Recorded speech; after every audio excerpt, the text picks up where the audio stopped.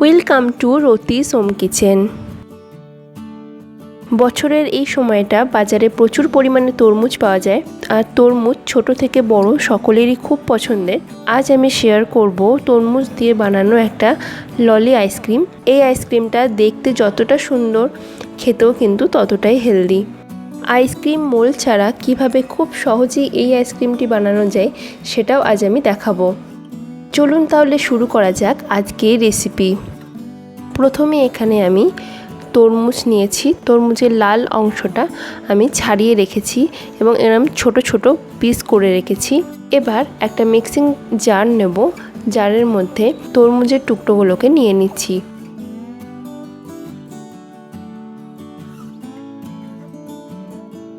দিয়ে দিলাম খুব অল্প পরিমাণ একটু চিনি। চিনির পরিমাণটা খুবই কম, কারণ তরমুজ এমনিতেই খুব মিষ্টি হয়। সামান্য একটু মিষ্টি দিচ্ছি। এবার জুসটাকে বানিয়ে নিচ্ছি।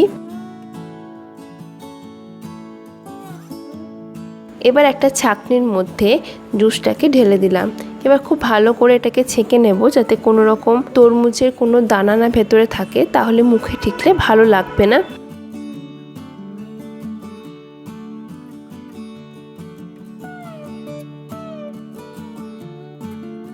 এইভাবে সমস্ত তরমুজটাই আমি ভালো করে জুসটা বানিয়ে নেব।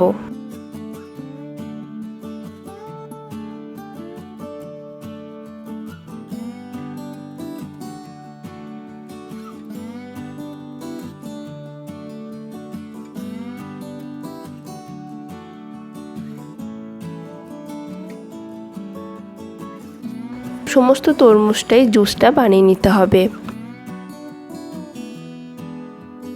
এইভাবে তরমুজের জুসটা আমি বানিয়ে নিলাম। এবার এর মধ্যে দিয়ে দিচ্ছি বিট লবণ আর খুব সামান্য একটু জলজিরা পাউডার।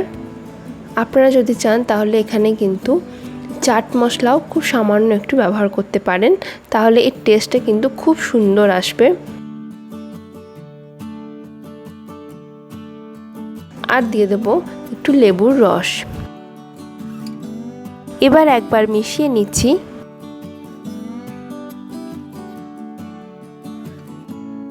এখানে আইসক্রিমের মোল্ড নিয়েছি। মোল্ডটা এবার ভর্তি করে দেব।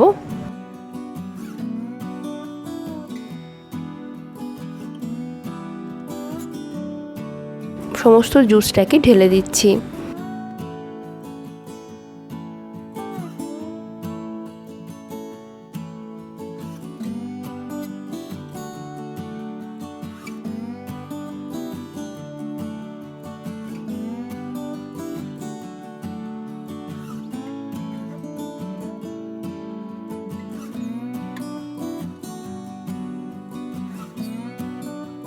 এবার ঢাকনাগুলো লাগিয়ে দেব।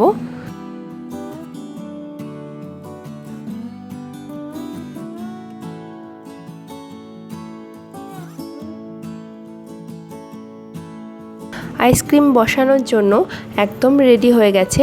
এবার এটাকে 7 থেকে 8 ঘন্টা মতো ডিপ ফ্রিজে রেখে দেব।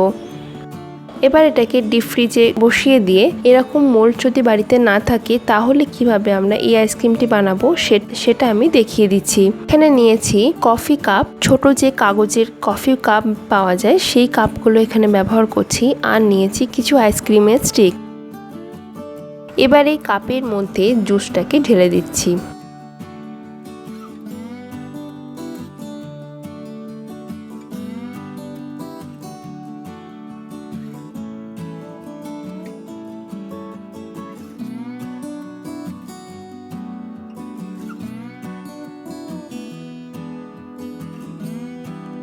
যদি ফয়েল পেপার থাকে তাহলে এর উপরে ফয়েল পেপার দিয়ে এটা মোল্ড করে দেবেন। আর যদি ফয়েল পেপার না থাকে তাহলে বাড়িতে অনেক সময় এই রকমের পলিথিন রয়ে যায়।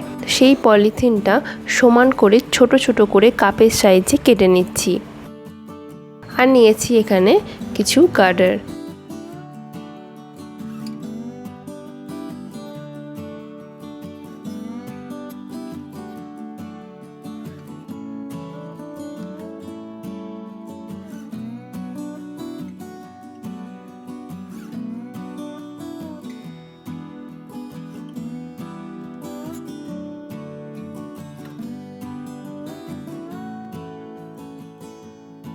এবার এইভাবে এটাকে আটকে দিচ্ছি।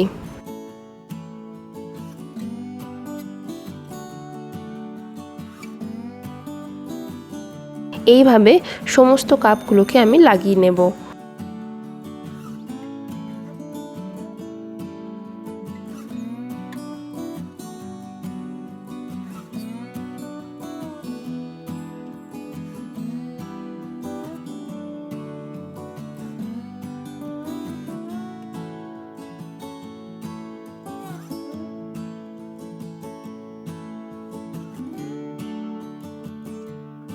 এবার একটা ছুরি নিয়েছি, ছুরি নিয়ে উপরটাকে একটু হালকা করে কেটে দিচ্ছি যাতে আইসক্রিমের স্টিকটা বসানো যায়। খুব অল্প করে একটু কেটে নিলেই চলবে। এবার এর মধ্যে আইসক্রিমের স্টিকগুলোকে বসিয়ে দিচ্ছি।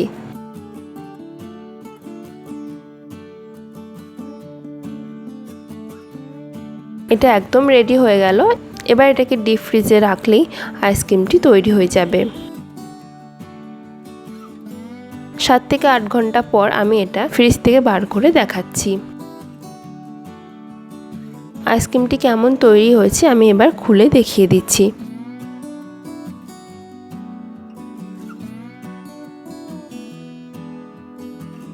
হাতে একটু নাড়াচাড়া করলেই এটা খুব সহজেই কিন্তু বেরিয়ে আসবে। দেখতেই পাচ্ছেন আইসক্রিমটা এখানে খুব সুন্দর কিন্তু তৈরি হয়েছে, আর কালারটাও কিন্তু খুব সুন্দর এসছে। এবার যে আইসক্রিমগুলো আমি আইসক্রিম মোল্ডে বানিয়েছিলাম সেটাও আপনাদেরকে একবার দেখিয়ে দিচ্ছি।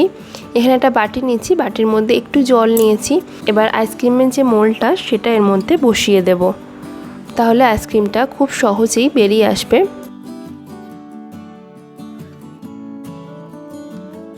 এবার মোল্ড থেকে আইসক্রিমটা খুলে নিচ্ছি। দেখে বুঝতেই পাচ্ছেন একদম কিন্তু খুব সুন্দর তৈরি হয়েছে এবং কালারটা কিন্তু খুব সুন্দর এসছে। এই আইসক্রিমটার টেস্ট কিন্তু খুবই সুন্দর হয়। অবশ্যই একবার বাড়িতে এইভাবে ট্রাই করে দেখবেন।